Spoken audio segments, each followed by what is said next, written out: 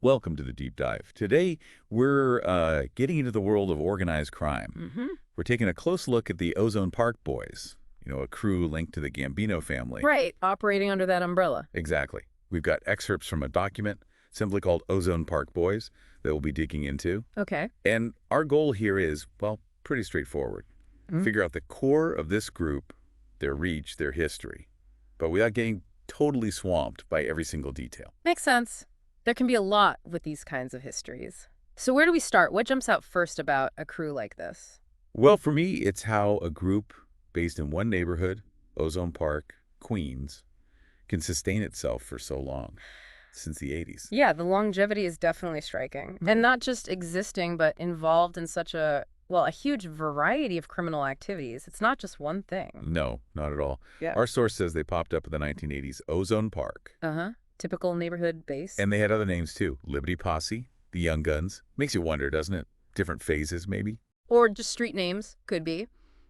But the key thing is that identification as a Gambino crew. Absolutely. This wasn't some independent operation running wild. They were part of the bigger structure. And that connection, well, it probably gave them access, resources, maybe even some protection, Yeah, especially early on.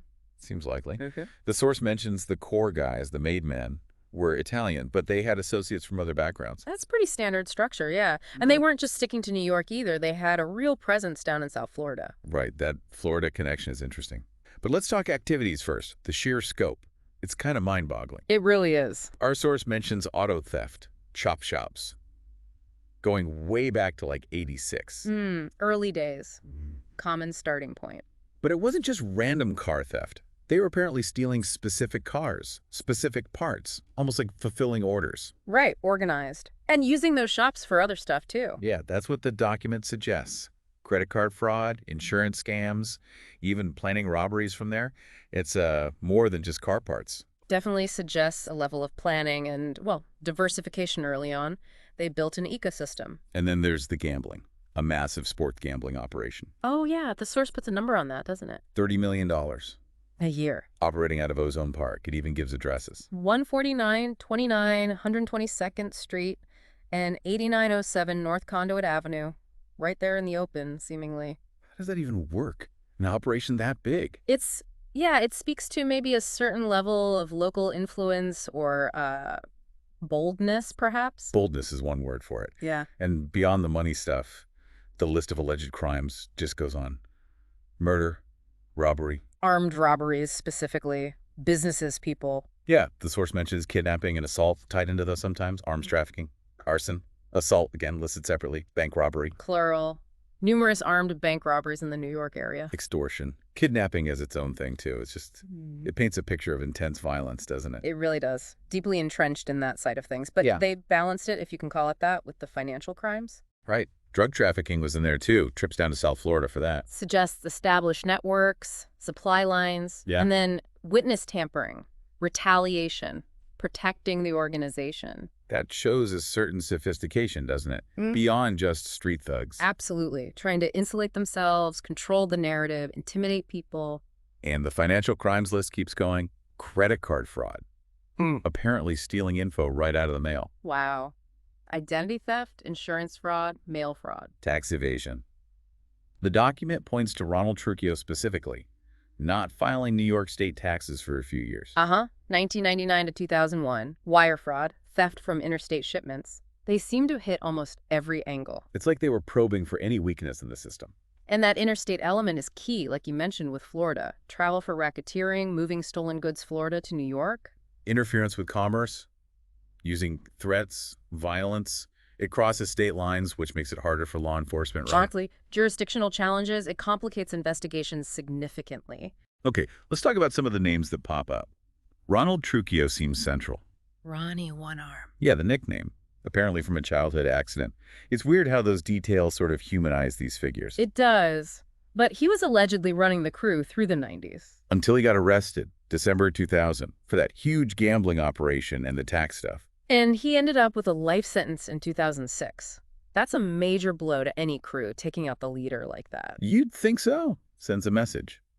And his son, Alphonse Trucchio, was arrested with him in that initial gambling bust. Right. It often runs in families, unfortunately. These ties run deep. The document also mentions a guy named Roccaforte, allegedly the clerk for the gambling ring. Yeah, handling the phones, taking down the bets. Seems like a small role, but essential for that kind of large-scale illegal business to function. Needs someone to do the day-to-day. Then there's Damien Ely Bacevacchi. Wachowaki, right. Got 5 years back in '99. Drugs, weapons, witness tampering. But he got paroled early, and the source says there were later attempts to indict him that didn't stick. Yeah, that case kind of highlights the difficulties, doesn't it? Securing convictions that last, dealing with potential reoffending. It's tough. Definitely. And we also have Gennaro Jerry Bruno, a former leader, apparently. Bruno got sentenced much later, though. 2017. 21 years for a murder. 21 years. That timeline just emphasizes how long this crew was active and how serious the crimes were, even years later. It's persistent. Key figures go away, but the activity, or at least the consequences, continue. And back to that South Florida connection, it wasn't just for drugs. No, the source says travel for robberies down there, more credit card fraud, selling illegal weapons. Expanding their operations, looking for opportunities elsewhere. And then there's that really dark link. Yeah. The unsolved 1995 murders, Right. Vincent D'Angola, Jamie Schneider, Mark Rizzuto, Fort Lauderdale, Boca Raton areas. Yeah, the document connects the crew to those unsolved murders. That just adds another chilling layer to their alleged activities. Suggests a capacity for extreme violence, perhaps intended to stay buried. It's disturbing. And apparently, getting locked up didn't completely stop them either. Well, there were allegations, weren't there, from a 2004 indictment? Yeah, claims that even while they were incarcerated, they were making weapons, planning attacks at a court hearing. It sounds almost unbelievable. And planning hits on prosecutors, witnesses from inside prisons. Seriously, what does that tell you?